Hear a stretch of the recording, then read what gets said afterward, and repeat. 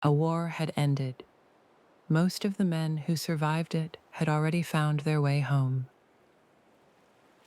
One hadn't. Somewhere between a burning city and a quiet island in the western sea, a king named Odysseus had been gone for 10 years, first fighting a war he didn't start, and then, for just as long again, simply trying to get home from it. Tonight, we're going to follow that second journey. Not the war, the way back. Storms, monsters, a witch, an underworld, a wife who never stopped waiting, and a dog, old and dying, who somehow still remembered him. You don't need to hold any of it tightly. Just let the sea carry the story, the way it carried him, slowly, and not always in a straight line.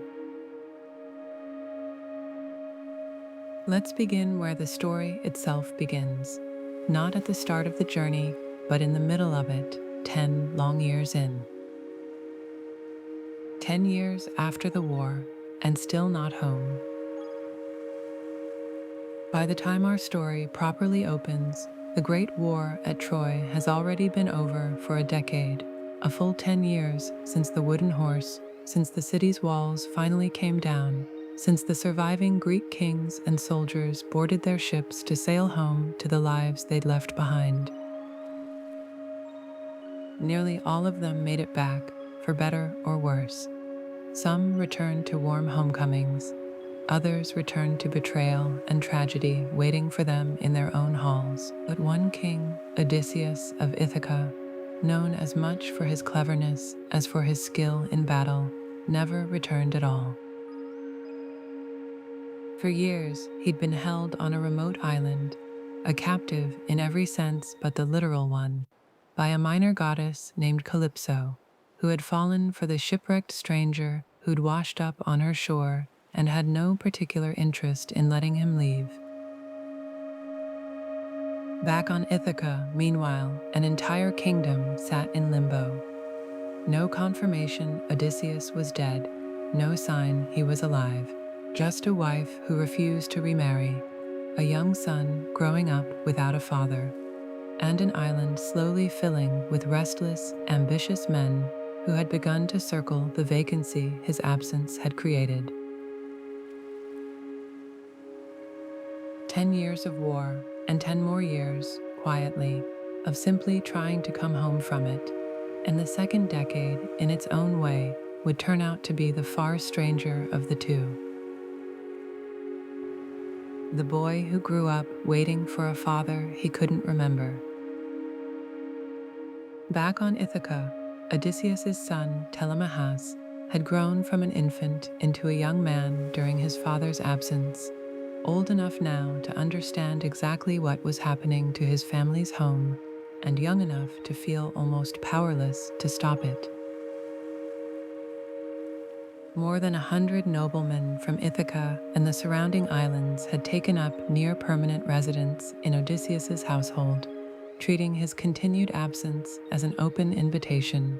Believing the king was almost certainly dead, they had gathered to compete for his wife Penelope's hand, and, with it, his throne, while helping themselves, in the meantime, to his cattle, his wine, and his household's dwindling resources through one long, unending feast. Penelope had managed to stall them for years, using a clever delay of her own. She promised to choose a new husband once she finished weaving a burial shroud for Odysseus's elderly father, then secretly unraveled each night's work before dawn, quietly undoing her own progress for as long as the trick could possibly hold. By the time our story begins in earnest, that trick has finally been discovered, and the suitor's patience is wearing thin. Telemachus, watching his inheritance disappear one feast at a time, is old enough now to be humiliated by his own helplessness, but not yet certain what, if anything, he can actually do about it. A household under quiet siege, a wife running out of clever excuses, and a son standing right at the edge of adulthood, waiting for a father who might already be a decade dead. A goddess asks the king of the gods for a favor. High above the troubles in Ithaca, on Mount Olympus, the goddess Athena, who had long favored Odysseus for his sharp mind and had watched his suffering with growing frustration, brought his case directly to Zeus, king of the gods. It was, in fact, a reasonably convenient moment to ask. The sea god Poseidon, who held a deep and personal grudge against Odysseus for an injury done to his son, was away from Olympus at the time, feasting among a distant people, leaving a rare window for the other gods to act on Odysseus's behalf without provoking an immediate confrontation. Zeus agreed it was time. He dispatched the messenger god Hermes to the island of Calypso with clear instructions: release the captive king and let him finally continue his journey home. Athena, meanwhile, took matters into her own hands closer to home, descending to Ithaca disguised as an old family friend to encourage young Telemachus toward a bolder plan of his own, to stop simply waiting for news and go looking for it himself. Two decisions made almost simultaneously on Olympus and on Ithaca, both quietly setting the same long-delayed journey back into motion. A father about to be released, and a son about to go looking for him, each one still completely unaware of the other. The son's part of the story begins first, a journey not across the sea just yet, but toward the men who might actually know something. The son who sailed off to find news of his father. Encouraged by Athena's disguised visit, Telemachus called a public assembly of Ithaca's citizens, his first real act of independent leadership, and openly criticized the suitors occupying his home, with only limited success in swaying anyone to actually intervene. Undeterred, and with quiet help from Athena in securing a ship and crew, Telemachus set sail without telling his mother, determined to visit the surviving kings of the Trojan War to ask, directly, whether any of them had heard word of his father in the 10 years since the war's end. His first stop was the kingdom of Pylos, ruled by the elderly Nestor, oldest and among the most respected of the war's surviving commanders. Nestor received him warmly, shared his own long, winding account of the journey home from Troy, but had no direct news of Odysseus himself, only warm memories of the man's cunning and well wishes for his son. From Pylos, Telemachus continued on to Sparta, to the household of King Menelaus and his wife Helen, the very woman whose abduction had started the entire war a decade earlier, now living again, somewhat uneasily, as husband and wife. Menelaus, who had experienced his own long, difficult journey home, finally offered Telemachus something concrete: word, secondhand, that Odysseus was alive, though still trapped, against his will, on a distant island. For the first time in years, someone had said it plainly: his father was alive. Somewhere out past the edge of every map Telemachus had ever seen, the man he could barely remember was still, somehow, trying to find his way home. The suitors plot an ambush of their own. While Telemachus sailed from court to court gathering news of his father back in Ithaca, the men crowding Penelope's hall, dozens of suitors, each hoping to marry her and claim the kingdom for himself, heard of his journey too and didn't like what it meant. A grown son, actively searching for his father, was a threat to a plan that depended on Odysseus staying gone, and Telemachus staying easy to ignore. Several of the suitors, led by the most aggressive among them, quietly arranged to take a ship of their own and wait in a narrow strait Telemachus would have to pass through on his way home, not to greet him, but to end his journey there permanently before he ever reached Ithaca's shore again. Word of the plot reached Penelope through a loyal herald, and for the first time in 20 years of waiting, her fear wasn't for a husband who might never return, but for a son who might not survive the week. She had no way to warn him. All she could do was wait, again in a hall full of men pretending to court her while quietly plotting to murder her only child. One more year, it seemed, that this house was never going to be allowed to simply, quietly rest. A father lost at sea, now possibly a son too, and a mother left in the middle, holding a kingdom together with nothing but patience that was very quickly running out. 7 years on an island built for one.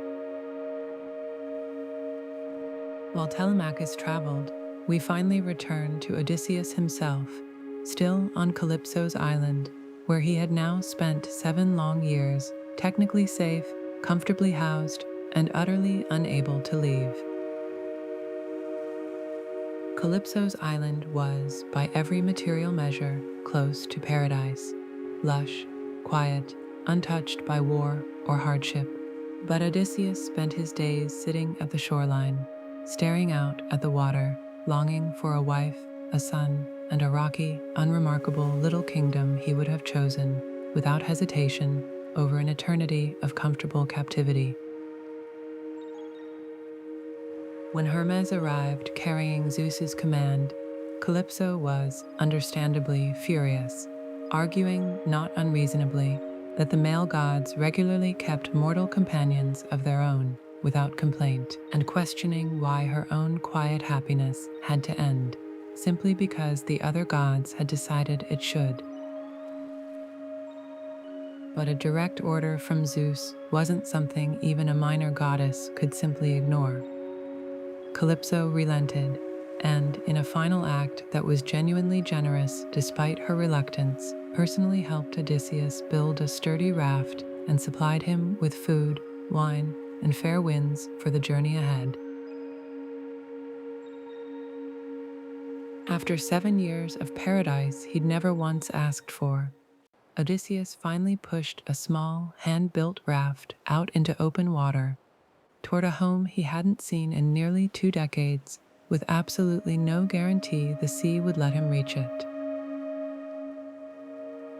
The storm that nearly finished the journey before it started.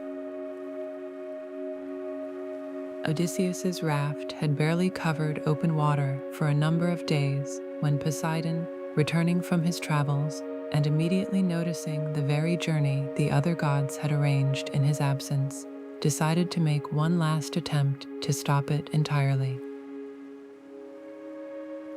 Poseidon raised an enormous storm, towering waves, shrieking winds from every direction at once. The sky turned completely black in the middle of the day. The raft, sturdy as it was, stood no real chance against a sea god's direct fury, and it was eventually torn apart entirely, leaving Odysseus alone in open, churning water, clinging to a single surviving plank. He very nearly drowned.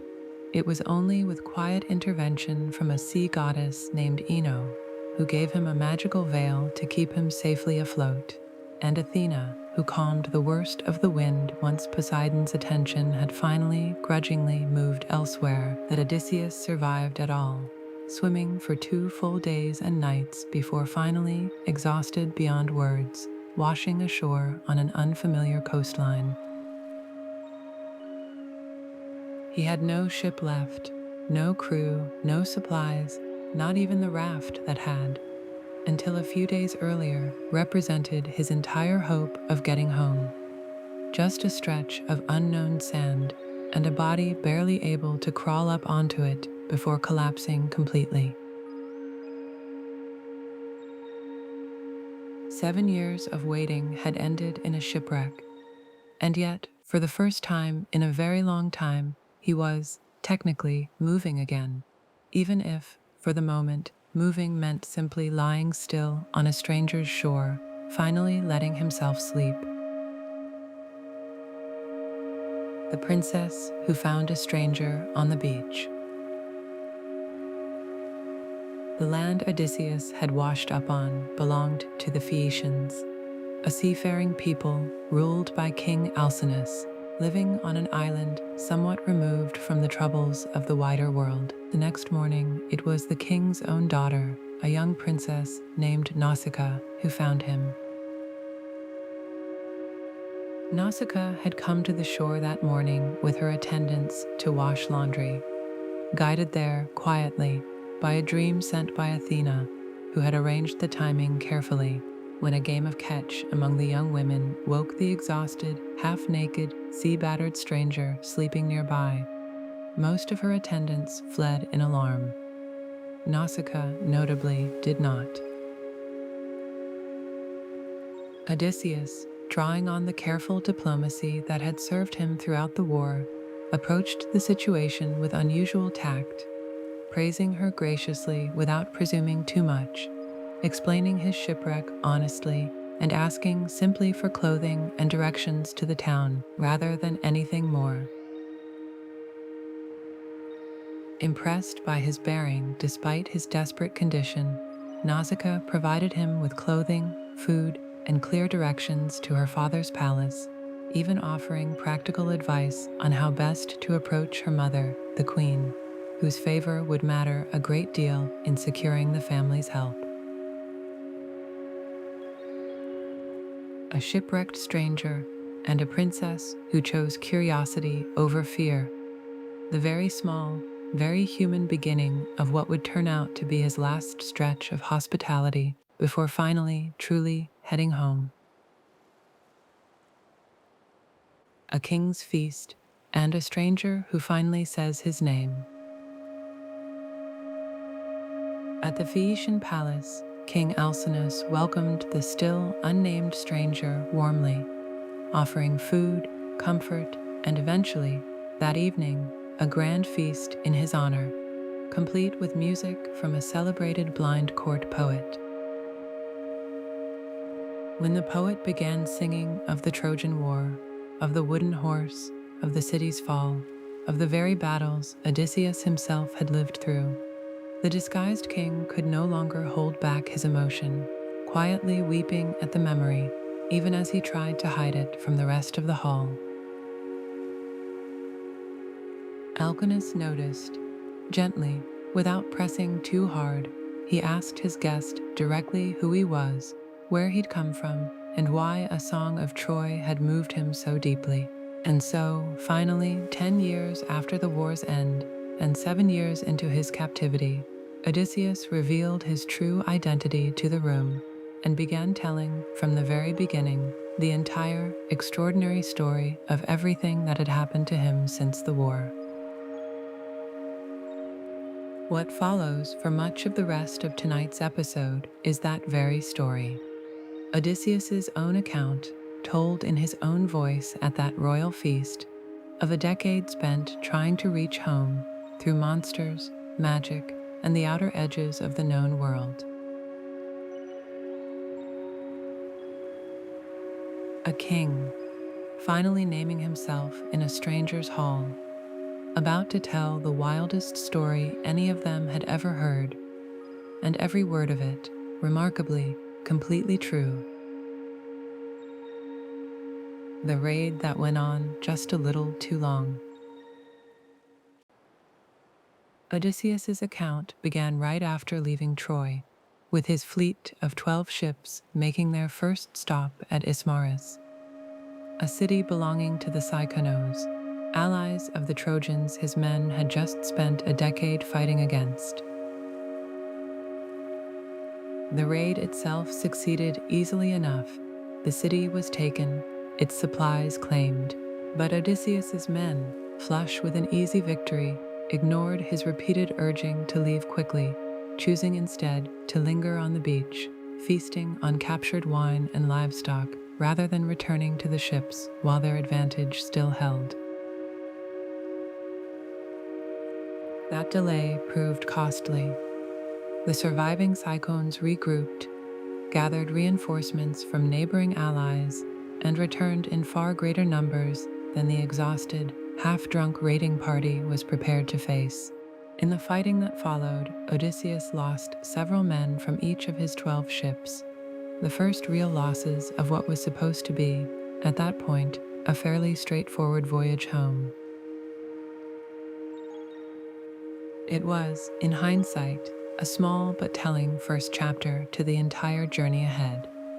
A warning, largely unheeded, that success without discipline had a way of curdling quickly, and that the trip home was not going to reward the same instincts that had won them the war in the first place. 12 ships left that beach instead of arriving fully crewed. The very first cost of a journey that had technically barely even begun. The fruit that made men forget they had a home at all. After the losses at Ismarus, a fierce north wind blew Odysseus's fleet badly off course for over a week, eventually depositing them on the shore of a quiet, unfamiliar land inhabited by a people called the Lotus Eaters. The Lotus Eaters were not hostile in any way. In fact, they greeted the newly arrived sailors with warm hospitality, offering them a local delicacy, the fruit of the lotus plant. It was a simple, generous gesture. It was also, it turned out, a genuine danger of its own kind. Anyone who ate the lotus fruit lost, almost immediately, any desire to leave, not through poison or physical harm, but through a kind of complete, peaceful contentment, an overwhelming urge to simply stay, forget home entirely, and spend the rest of their days eating more lotus in quiet, blissful indifference to everything they'd left behind.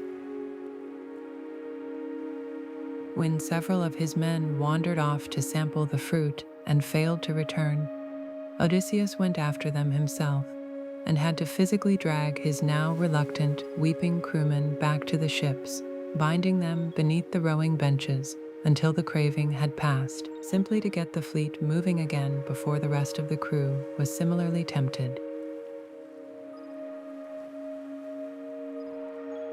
Not a monster, not a storm, just a small, sweet fruit, and the quiet, genuine danger of an island where wanting to go home was the one thing nobody there could seem to hold on to anymore. The Cave of the One-Eyed Giant. Sailing onward, Odysseus and a small scouting party of 12 men landed on the island of the Cyclopes, a race of enormous, one-eyed giants, and entered the cave of one named Polyphemus, son of Poseidon himself, hoping to trade for supplies while its owner was out tending his flock. When Polyphemus returned, rolled an enormous boulder across the cave's entrance to seal it for the night, and discovered the strangers inside, he offered no hospitality at all, instead seizing 2 of the men immediately and eating them on the spot before falling asleep for the night, fully sealed in with his remaining captives. Trapped, and having lost 2 more men to a giant far too strong to fight directly, Odysseus devised a plan. When Polyphemus asked his name, Odysseus cleverly answered, "Nobody," a small trick that would soon prove essential. That night, while the giant slept, Odysseus and his remaining men sharpened a massive wooden stake, heated its tip in the fire, and drove it directly into Polyphemus's single eye, blinding him completely. When Polyphemus's screams brought other Cyclopes to the cave entrance, asking who had hurt him, his answer, shouted in agony, was simply, "Nobody is hurting me." Hearing this, the other giants, assuming no real crime had occurred, shrugged and went back to their own homes, leaving the blinded Polyphemus and his supposed attacker entirely alone to sort it out between themselves. A giant blinded in his own cave, calling for help using the one word guaranteed to make sure none ever arrived. And a small, trapped group of men, with a blind, furious monster still standing directly between them and the only way out. The escape hidden underneath a flock of sheep. With Polyphemus blinded but still guarding the cave's only exit, Odysseus needed a way out that didn't rely on strength he simply didn't have. The answer came from the giant's own flock of sheep. The next morning, still unable to see, Polyphemus rolled the boulder aside just enough to let his sheep out to graze, carefully feeling the back of each animal as it passed to make sure none of his prisoners tried to escape riding on top of them. Odysseus, anticipating exactly this, had his remaining men bind themselves to the underside of the sheep instead, clinging to the wool on their bellies, hidden beneath the animals rather than on top of them. The trick worked perfectly. Polyphemus, feeling only the backs of his flock as instructed, let every single sheep pass by without ever realizing his prisoners were clinging invisibly to the underside of each one, and the men escaped the cave entirely undetected, making a hard run for their ship the moment they were clear. Once safely aboard and pulling away from shore, Odysseus made one final, costly decision. Rather than sailing away quietly, he shouted back toward the island, revealing his true name and openly mocking the blinded giant. A moment of pride that would prove far more expensive than he could have possibly anticipated. They were free, but Polyphemus, now knowing exactly who had blinded him, called out to his father, the god of the sea, for justice, and the god of the sea, as it happened, was listening very closely indeed. Poseidon now had a very personal reason to make the rest of this journey difficult. He would not let it be forgotten. A bag full of every wind except the one they needed. The fleet's next stop was the floating island of Aeolus, keeper of the winds, who received Odysseus warmly and, on his departure, offered a genuinely remarkable gift, a tightly sealed leather bag containing every unfavorable wind in the world, trapped safely inside, leaving only a single gentle western breeze free to guide the ships directly home. For 9 full days, it worked perfectly. The fleet sailed steadily westward, Ithaca finally visible on the horizon, close enough that Odysseus, exhausted from personally steering the entire way without rest, finally allowed himself to sleep. It was exactly the wrong moment to close his eyes. His curious crew, convinced the sealed bag secretly held hidden treasure Odysseus had been selfishly keeping to himself, opened it while he slept, releasing every trapped storm wind at once in a single violent burst that blew the entire fleet backward, all the way back to Aeolus's island, undoing 9 days of progress in a matter of hours. When Odysseus returned to Aeolus a second time, hoping for another chance, the Windkeeper refused outright, now convinced that anyone the gods had clearly turned so thoroughly against wasn't someone he wanted to help a second time, whatever the original circumstances had actually been. Home had been visible, actually visible, close enough to make out the shoreline, and then, through nothing more than an unlucky moment's rest and a crew's simple curiosity, it was gone again, blown back over a week of hard-won distance in a single afternoon. The giants who hunted ships instead of fish. turned away by Aeolus and forced to continue on by ordinary rowing alone. The fleet next arrived at a harbor belonging to the Laestrygonians, a race of giants who, unlike Polyphemus, hunted not livestock or strangers individually, but entire ships at once. Wary from recent experience, Odysseus kept his own ship anchored cautiously outside the narrow harbor, sending only a small scouting party ahead to investigate. It was a decision that would save his life, though not the lives of most of his men. The Laestrygonian king's response to the scouting party was immediate and horrifying. Giants began hurling massive boulders down from the surrounding cliffs directly onto the fleet trapped inside the narrow harbor below, smashing ship after ship before spearing survivors from the wreckage like fish caught in a net. Of the original 12 ships that had left Troy, only Odysseus's single ship, anchored safely outside the harbor's mouth, managed to escape the slaughter. Every other vessel and nearly every man aboard them lost in a matter of terrible minutes to giants who had never even bothered to negotiate or explain or offer any warning at all. 11 ships gone in an afternoon. Of the proud fleet that had sailed victorious from Troy, only one battered vessel, and the men crowded onto it, remained to continue the journey home at all.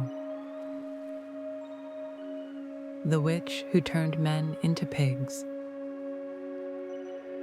With a single ship remaining, Odysseus and his surviving crew reached the island of the sorceress Circe, who lived alone in a grand house surrounded, oddly, by wolves and mountain lions that showed no aggression toward visitors at all.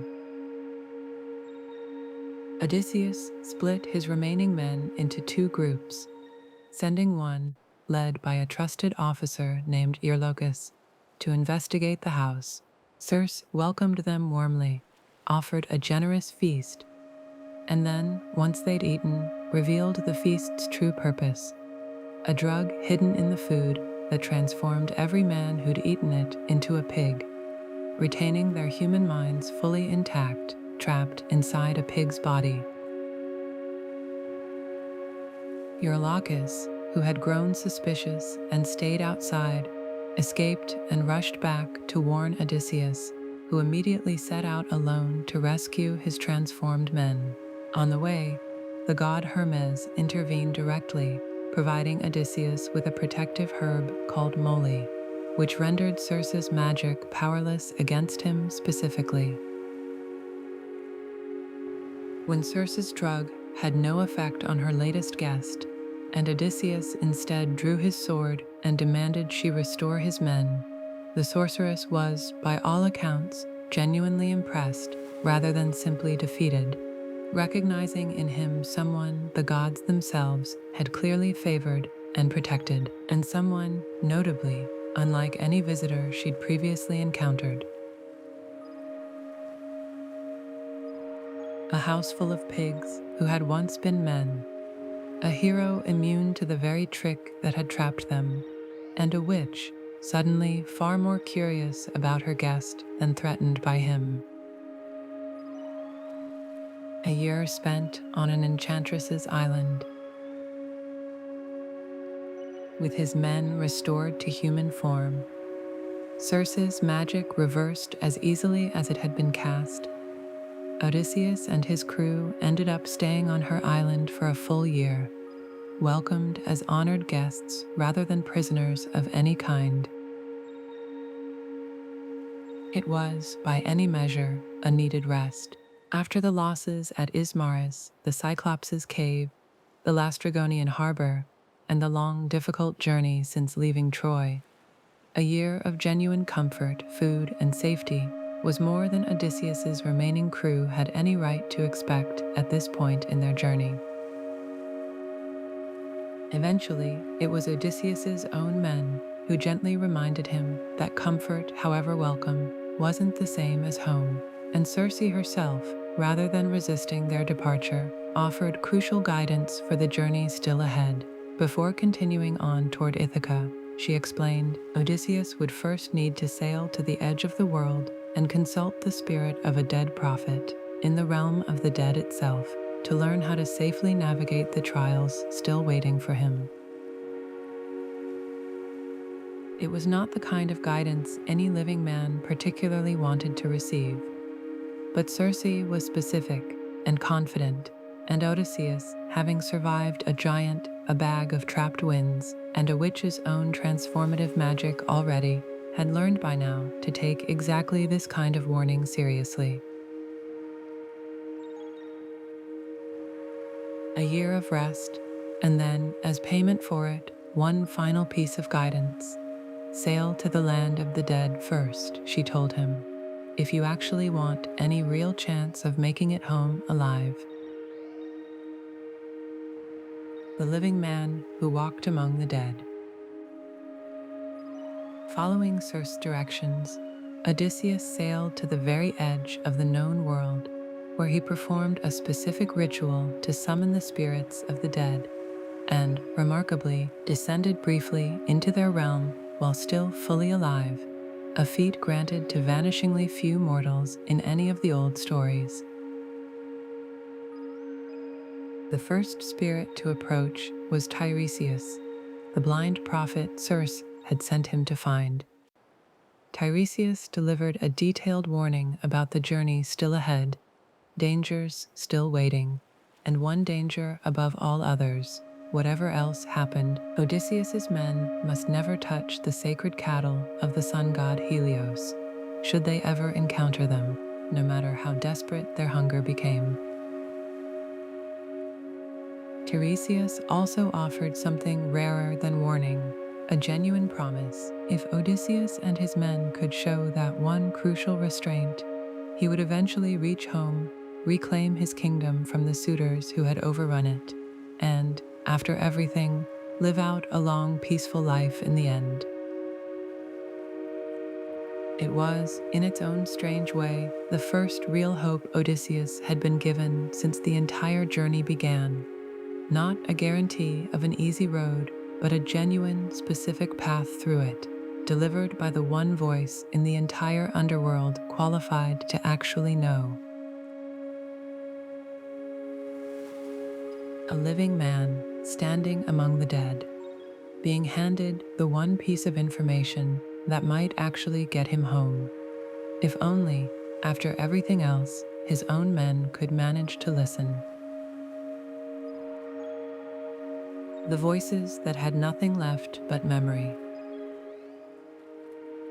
Before leaving the underworld, Odysseus encountered several other spirits, each offering their own quiet, haunting piece of the larger story. Among them was his own mother, who, he learned for the first time, had died of grief during his long absence, a loss he hadn't known about until that very moment. He also spoke with the spirit of Agamemnon, the same commander who had led the Greek forces at Troy, who warned him bitterly about the dangers of trusting too easily upon finally returning home, having himself been murdered by his own wife's lover the very day he arrived back from the war. And he spoke briefly with the spirit of Achilles, the war's greatest and most famous warrior, who offered a strikingly different perspective on the glory they'd both once fought for, suggesting that he would rather live as the lowest, poorest servant among the living than rule as a king over all the dead.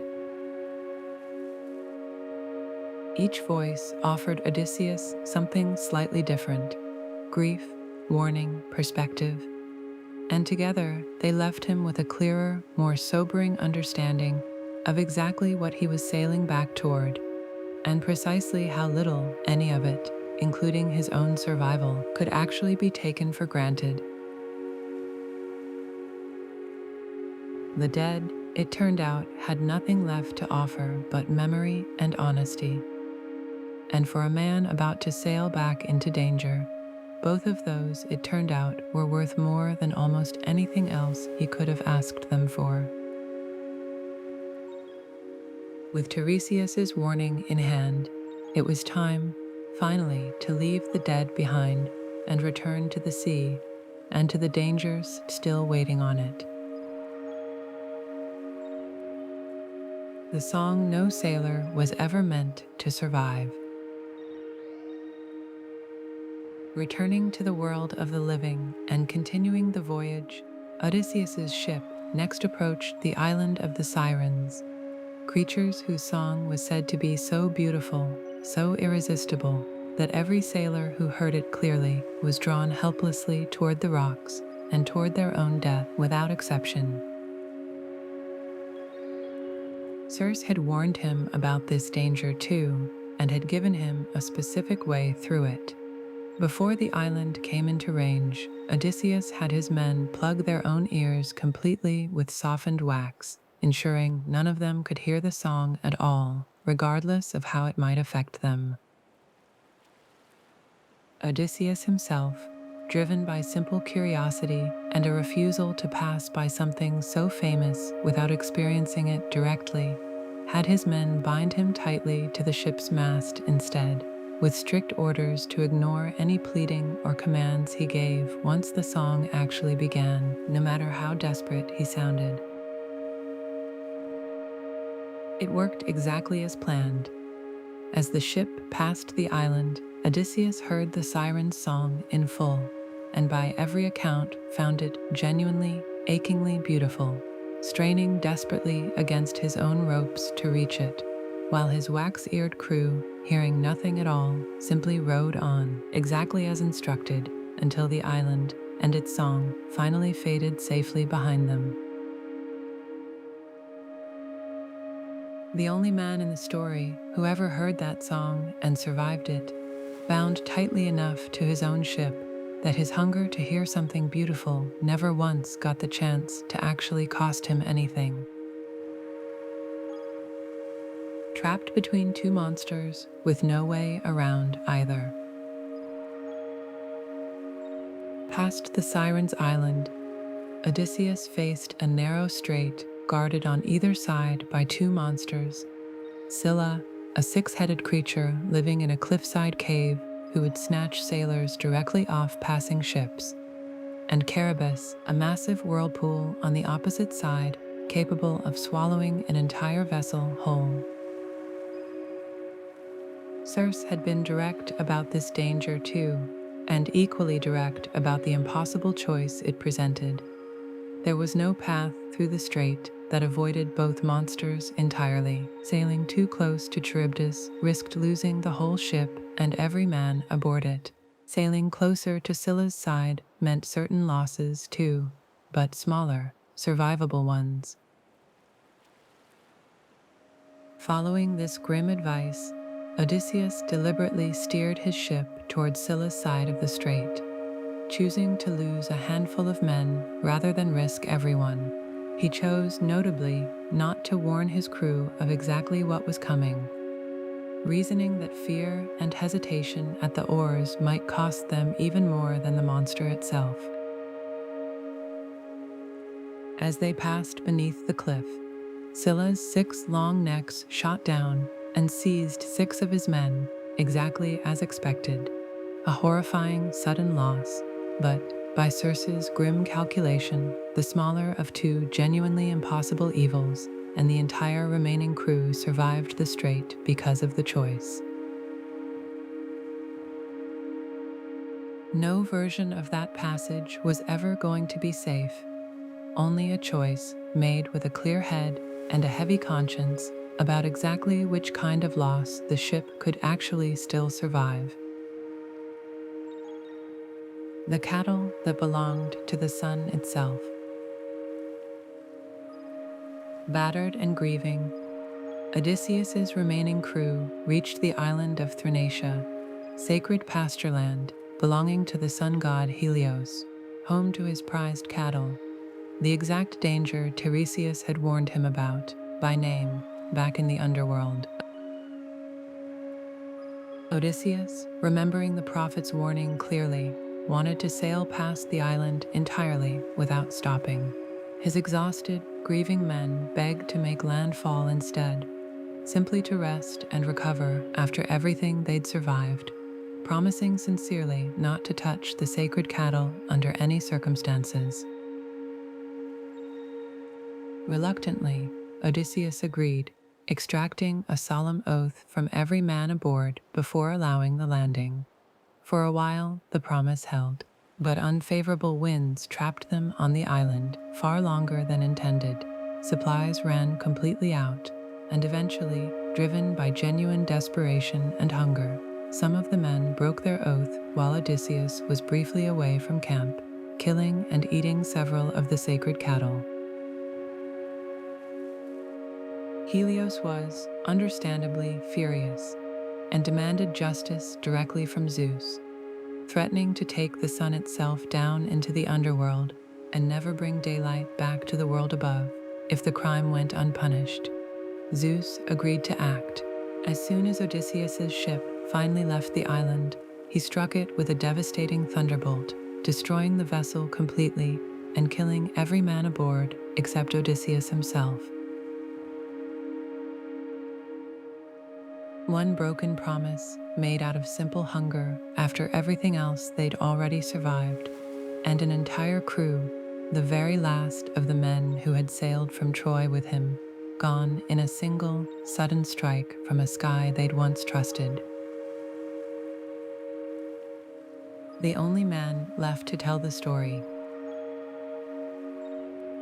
Alone in the water, clinging now to nothing but wreckage from his own destroyed ship, Odysseus drifted for days, narrowly surviving a second pass by Charybdis's whirlpool by grabbing hold of an overhanging branch until the danger passed.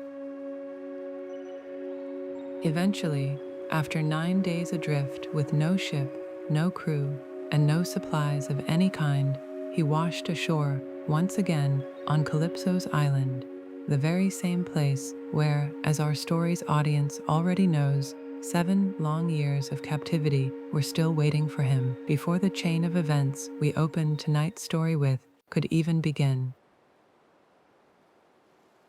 This is where Odysseus's own telling of his story, delivered that night at the Phaeacian king's feast, finally catches up to itself.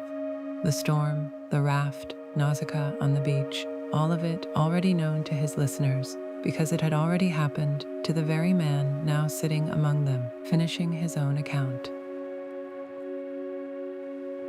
Of the 12 ships and hundreds of men who had left Troy under his command a decade earlier, exactly one man remained to actually reach this hall and tell the story at all.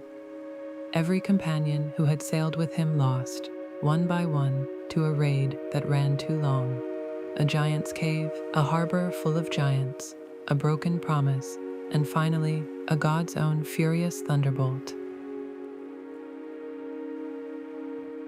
The story he told that night wasn't a triumph. It was a survival. The difference, quietly, between the two, finally, completely clear to everyone listening, including, most of all, to the one man left standing to tell it. Odysseus's story, told at the feast, finally catches up to the present moment, and the Phaeacians, deeply moved, are about to offer him one final gift. A king's unusual gift to a stranger. Moved by the sheer scale of everything Odysseus had endured, King Alcinous and the Phaeacian court offered him something remarkable: safe, swift passage home aboard one of their own famously fast ships, along with a generous store of parting gifts, asking nothing at all in return. The Phaeacians were renowned for ships that required no ordinary steering, vessels that could reportedly find their own way to any destination, guided by something closer to instinct than navigation, arriving faster and more safely than any ordinary crew could manage on their own. Odysseus boarded that ship exhausted and slept, by most accounts, the entire voyage through, a rare, genuine, undisturbed rest after 2 decades of war and wandering. arriving on the shores of Ithaca while still fully asleep, without ever once having to lift an oar himself for this final, easiest leg of the entire journey. When he woke, gently set ashore along with his gifts by the departing Phaeacian crew, he didn't even recognize his own homeland at first. A light mist, sent deliberately by Athena, obscuring the familiar landscape just long enough for her to appear and explain, carefully, exactly what kind of danger was still waiting for him inside his own halls. Home, finally, after 10 years of war and 10 more of wandering. And still, even here, on his own shore, not yet safe enough to simply walk through his own front door. The ship that never made it home. The Phaeacians, true to their king's word, sailed Odysseus home overnight, so smoothly and so swiftly that he slept through nearly the entire voyage, waking only once the ship had already reached Ithaca's shore and gently set him down, still sleeping, on the sand. Poseidon, watching this from the sea, was furious.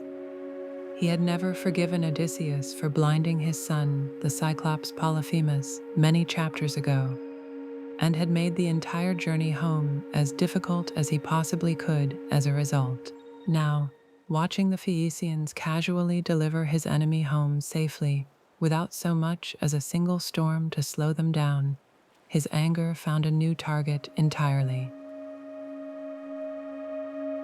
As the Phaeacian ship turned back toward home, still within sight of Ithaca, Poseidon struck it, turning the entire vessel to stone in an instant, rooting it permanently just outside its own harbor, a punishment aimed less at Odysseus himself, who was already safely ashore, and more at anyone who might be tempted to help a man Poseidon had decided to hate.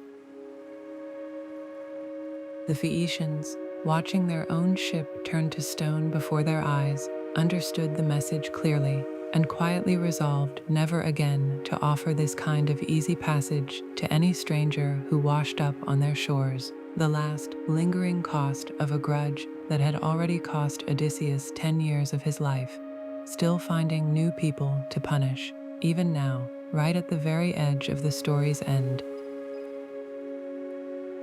A king, finally safely home, and somewhere just offshore behind him, a ship of strangers who had only ever tried to help him, frozen in the harbor, paying a price that was never really theirs to owe. The beggar nobody in his own halls recognized. Following Athena's guidance, Odysseus disguised himself as an elderly, ragged beggar before approaching his own home, a necessary precaution given that his household now held more than 100 armed suitors who would have killed him immediately had they known his true identity. His first stop was the hut of Eumaeus, his loyal swineherd, who had remained faithfully in his service throughout the long years of his absence. Eumaeus, not recognizing the disguised stranger at all, nonetheless offered him warm hospitality without hesitation, sharing food and shelter freely, and speaking openly and with clear grief about the master he still hoped, against dwindling odds, might someday actually return. It was here, at Eumaeus's humble hut, rather than his own grand palace, that Odysseus was quietly reunited with his son. Athena briefly lifted the disguise for Telemachus alone, and after a moment of genuine shock and disbelief, father and son embraced for the first time since Telemachus was a small child too young to properly remember him. Together, disguised beggar and returned son, they began quietly planning exactly how to deal with the suitors who had spent years devouring Odysseus's household, a plan that would require patience, discipline, and, for a little while longer, Odysseus's willingness to remain completely unrecognized in his own home. A king, Disguised as a beggar, sitting quietly in his own swineherd's hut, finally holding his own grown son, close enough now to reach out and touch the home he'd spent 20 years trying to get back to. The servant who never once stopped believing. Before Odysseus ever set foot inside his own halls, disguised as an old beggar, he first found his way to a small hut on the edge of his land, belonging to Eumaeus, the swineherd who had once served him loyally, long before the war ever took him away. Eumaeus didn't recognize the disguised stranger at his door.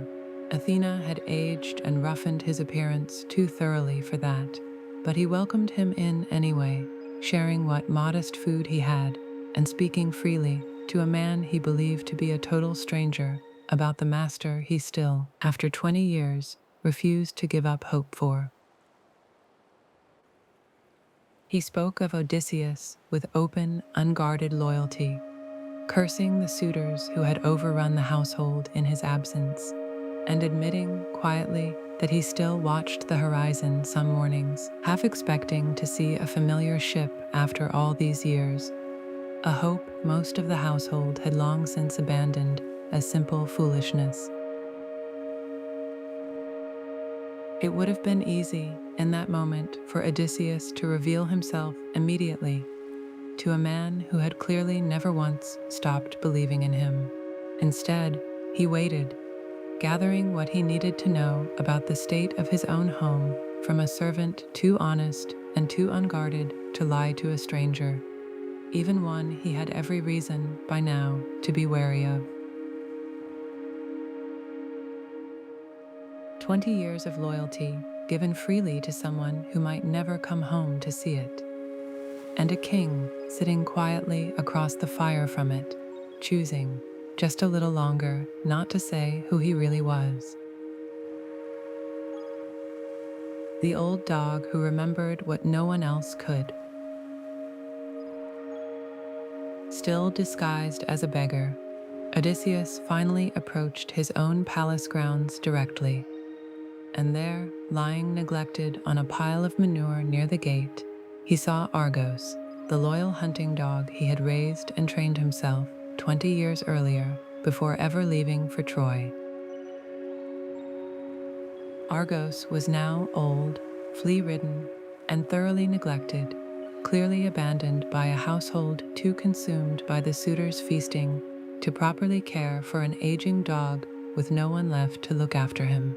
And yet, the moment his former master's scent reached him, despite the disguise, despite 20 years, despite everything, the old dog's ears lifted and his tail weakly thumped in unmistakable recognition.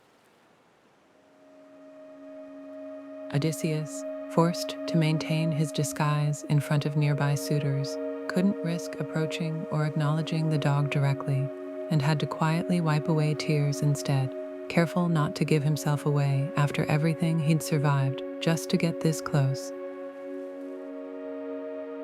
Argos, having finally seen his master come home after 2 decades of faithful, unrewarded waiting, closed his eyes and died right there at the gate, as though recognizing him one final time had been the one single thing he'd been holding on for. Of everyone and everything in that entire household, it was the old dog, and only the old dog, who knew him instantly.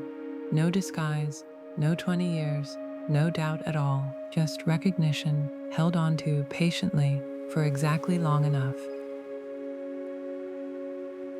Inside the hall itself, the disguised king would have to endure a great deal more than an old dog's quiet recognition before this story was ready for its ending.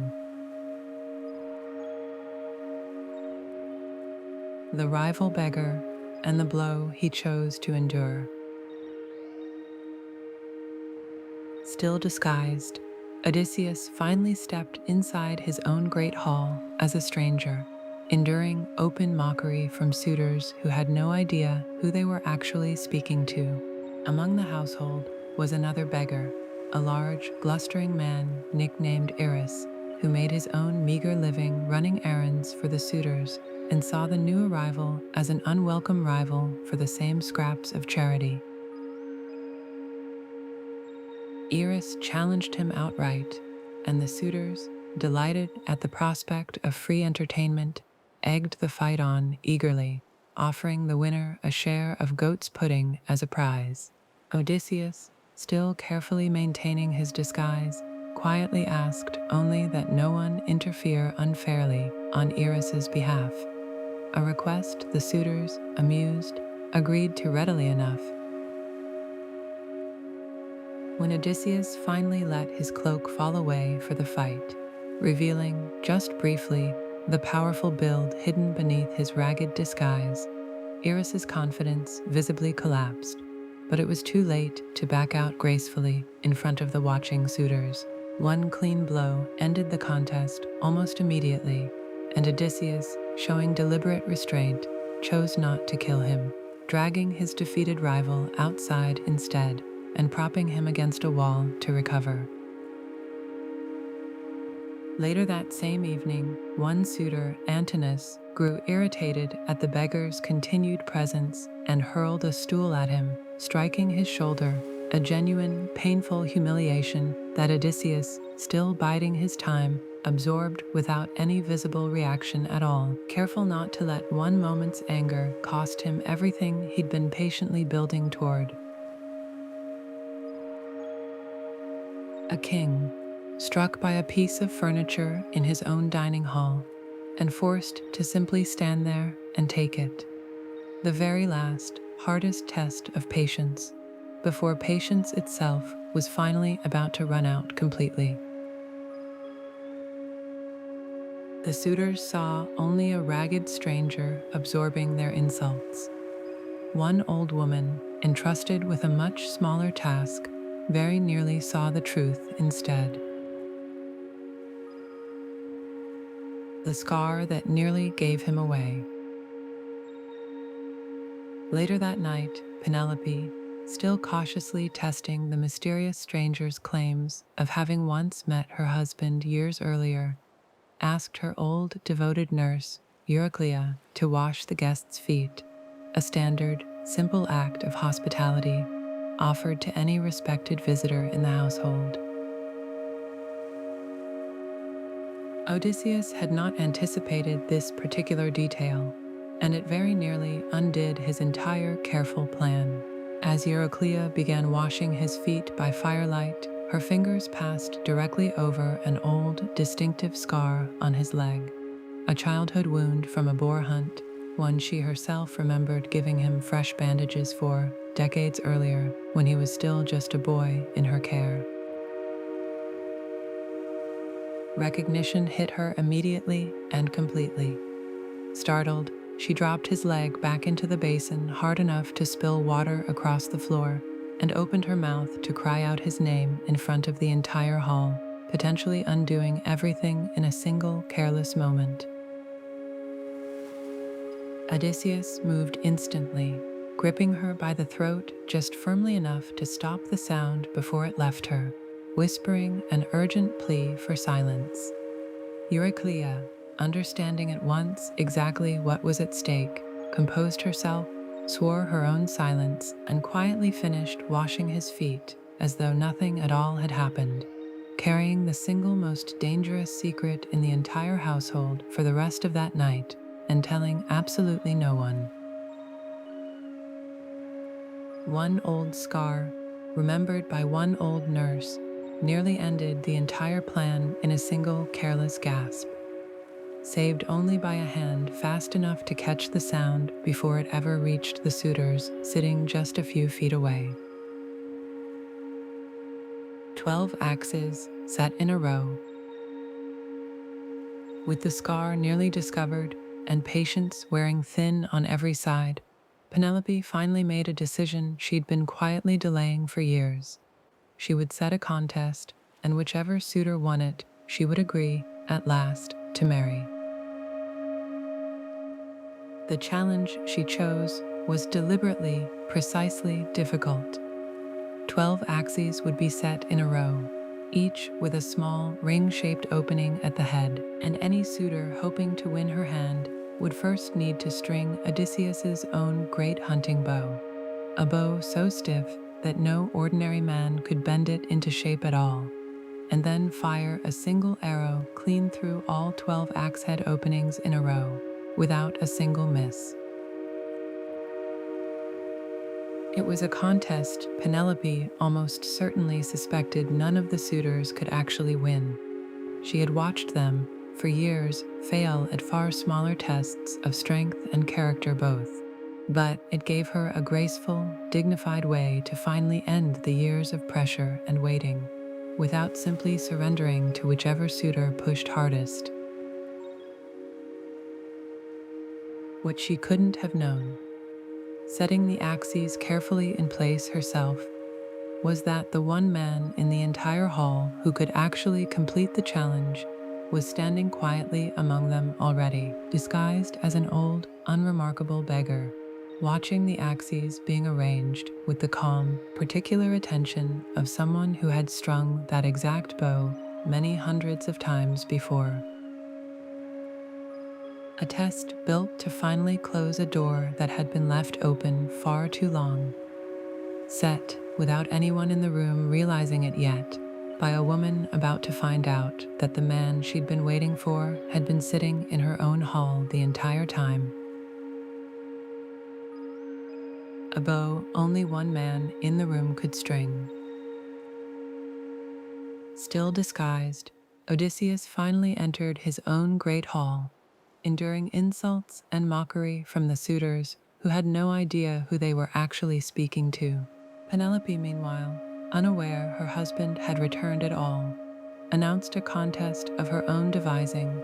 She would marry whichever suitor could string Odysseus's old hunting bow and shoot an arrow cleanly through a row of 12 axe heads, a feat the king alone had ever managed. One by one, the suitors tried and failed, several unable even to bend the bow enough to string it at all, their confidence draining visibly with each embarrassing attempt in front of the entire hall.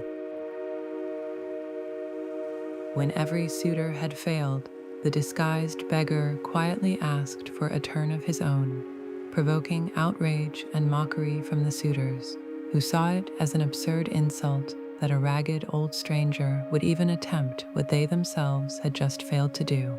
Telemachus, in on the plan, insisted his mother's guest be allowed to try anyway.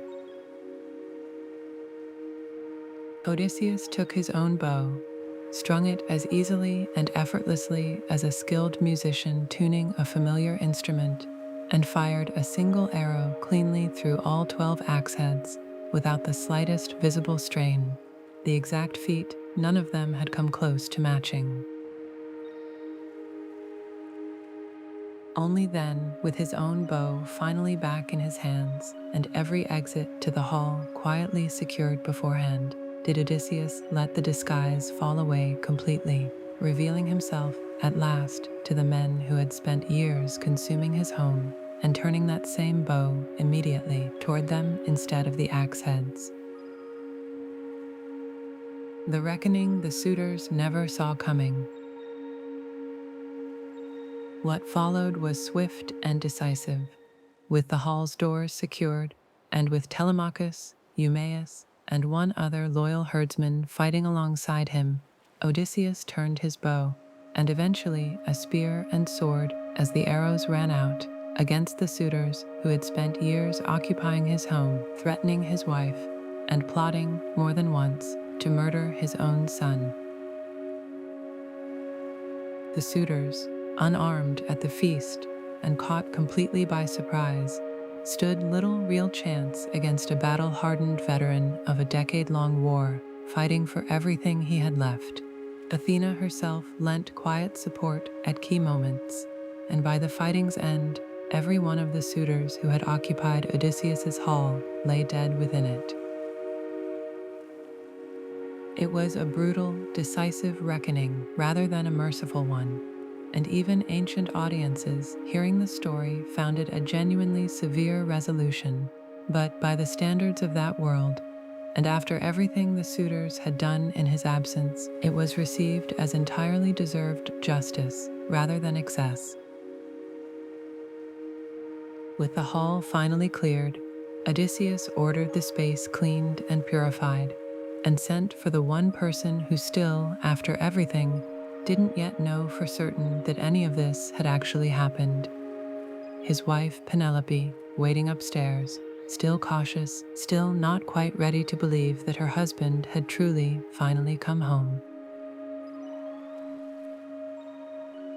20 years of waiting, and one final test still standing, quietly, between them, because Penelope, of everyone in that entire hall, was not about to be fooled by a stranger's claim alone.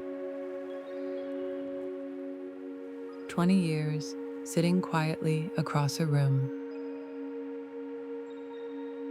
Even after the suitors were gone, and the truth of who the old beggar really was had finally reached her, Penelope didn't run to him.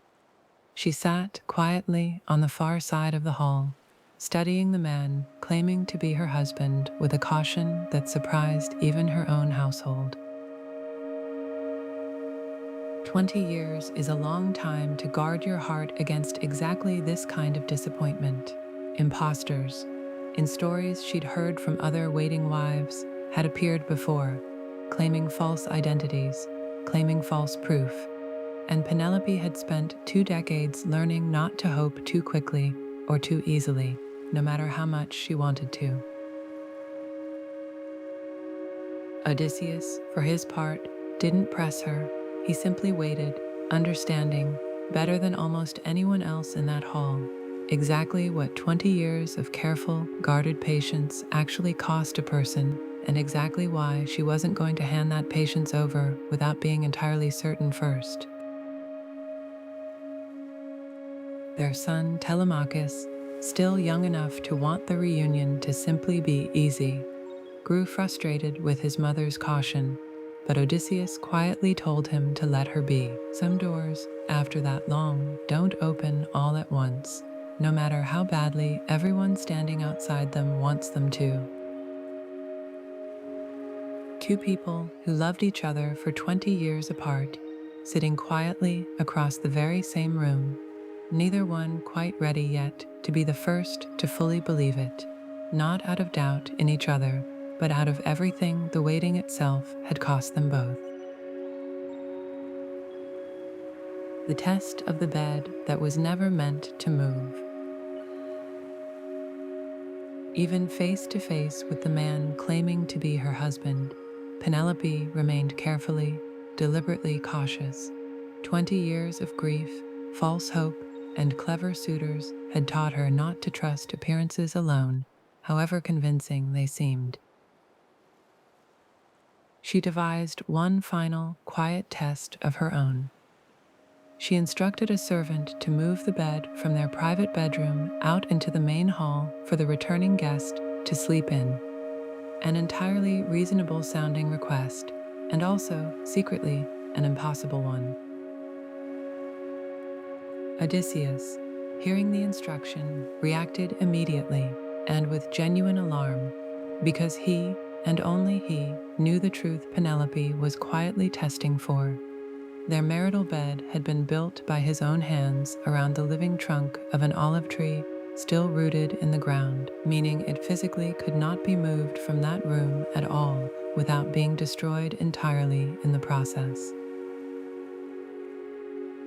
His immediate, unrehearsed reaction was the only proof Penelope had actually been waiting for, a detail no imposter, however clever or well-informed, could possibly have known or faked convincingly on the spot.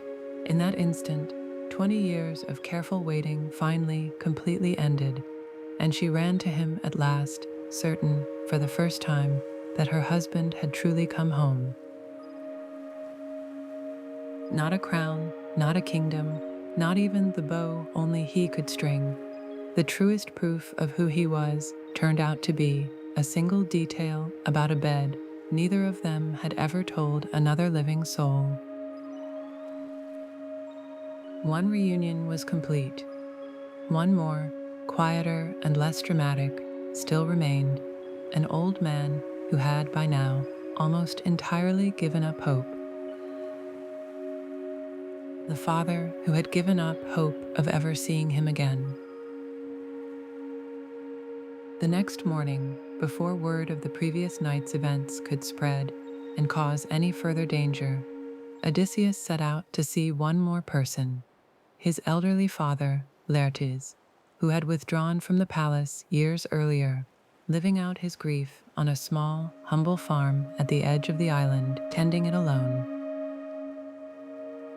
Laertes had aged badly under the weight of his son's long absence, dressed in worn, patched clothing despite his royal status, and spending his days in quiet, solitary labor rather than any comfort his position might have afforded him, a grief he'd apparently chosen to carry through hard physical work rather than idle waiting. Odysseus, still cautious after everything, tested his father gently at first, approaching as a stranger claiming to have once hosted Odysseus years earlier, watching carefully for his father's genuine reaction, seeing Laertes' grief was completely real and unable to bear drawing it out any further. He finally revealed himself directly, not through a clever test this time, but simply by naming the specific fruit trees his father had once given him as a small child, a detail only the two of them could have possibly shared. The old man's knees buckled with the shock of it, overwhelmed completely, and it took a long moment before he could steady himself enough to embrace the son he had genuinely believed, for years, he would never see alive again. A king had already reclaimed his throne, his wife, and his household by that morning. But it was this smaller, quieter reunion on a modest farm at the edge of everything that seemed to finally, completely convince him he was truly, entirely home. The story was almost finished. One final danger, though, still needed to be resolved. The families of the men Odysseus had killed had not yet had their say. The goddess who held back the morning. Once Penelope's caution finally gave way, through one last, quiet test only the two of them could have understood, the reunion that followed was, for the first time in this entire long story, allowed to simply be gentle. They had 20 years of separate lives to somehow begin catching up on, and only one night to start doing it in. Athena, who had guided and protected Odysseus through nearly the entire journey, offered one final, quiet gift. She held the sun below the horizon a little longer than usual, lengthening that first reunited night, giving the two of them more time together before morning obligations and the practical business of a kingdom still needing to be carefully rebuilt inevitably arrived. It's a small detail, easy to miss in a story otherwise full of monsters and storms and years of open ocean. A goddess choosing to spend her considerable power not on another feat of strength or cleverness, but simply on giving two exhausted, patient people a few more quiet hours together before the world came looking for them again. By the time the sun was finally gently allowed to rise, Ithaca had its king back, Penelope had her husband, Telemachus had a father he could actually remember this time, and the household that had waited 20 years for exactly this ordinary, unremarkable morning, finally, quietly, got to have one. Even a goddess, it turns out, understood that some homecomings deserve a little more darkness before the day, not to hide anything, but simply to make the quiet last a little longer. The war that almost started all over again. Word of the Suitors' deaths soon reached their grieving families across Ithaca, and a group of armed relatives, furious and seeking vengeance of their own, marched toward Laertes' farm, where Odysseus, his son, and his elderly father now stood together, prepared, if necessary, to fight yet again. For a tense moment, it genuinely looked as though Odysseus's homecoming might end not in peace, but in the opening skirmish of an entirely new, smaller war, one that could easily have consumed the very household and kingdom he had spent 20 years fighting to return to. It was Athena, watching over the entire ordeal from the very beginning, who finally intervened directly and decisively, appearing before both sides and commanding an end to the violence before it could properly begin. Zeus himself backed her intervention with a sign from the sky, making the divine will on the matter unmistakably clear to everyone present. Faced with a goddess's direct command, both sides stood down. A formal, lasting peace was sworn between Odysseus's household and the suitors' grieving families, drawing a clean, final line under 20 years of war, wandering, and loss. Not with one final battle, but with the simple, deliberate choice to finally, actually let it end. 10 years of war at Troy. 10 more years finding his way back from it. And in the end, the very last obstacle of the entire journey wasn't a monster or a god's anger or even the suitors themselves, just the ordinary human temptation to keep fighting long after there was any good reason left to. That's where we'll leave the story tonight. A war that ended, and a journey home that took just as long. A son who went looking for news of his father, a goddess who asked a favor on his behalf, 7 years on an island built for one, a storm that nearly finished it all before it began, a princess who chose curiosity over fear, a raid that went on too long and cost them dearly for it, a fruit that made men forget they'd ever wanted to leave, a cave, a giant, and a name clever enough to save them, a bag of wind opened at exactly the wrong moment, giants who hunted ships instead of fish, a witch, and a year spent healing in her care, a living man walking calmly among the dead, voices with nothing left to offer but memory, a song no sailor was ever meant to survive, 2 monsters and an impossible choice between them, a promise broken out of simple hunger, and a fleet lost because of it. One man, alone, left to tell the whole story. A king's gift and a voyage home slept through entirely. A beggar, unrecognized in his own halls. An old dog who somehow still knew him instantly. A bow only one man in the room could string. A reckoning 20 years in the making. And a bed built around a living tree. The one detail that finally proved it was really, truly him. None of it needs solving tonight. It never did. If your eyes are already closed, that's exactly where they should be. And if they're still open just a little, there's another quiet story waiting right after this one whenever you're ready. No rush, no sound, just drifting gently into whatever comes next.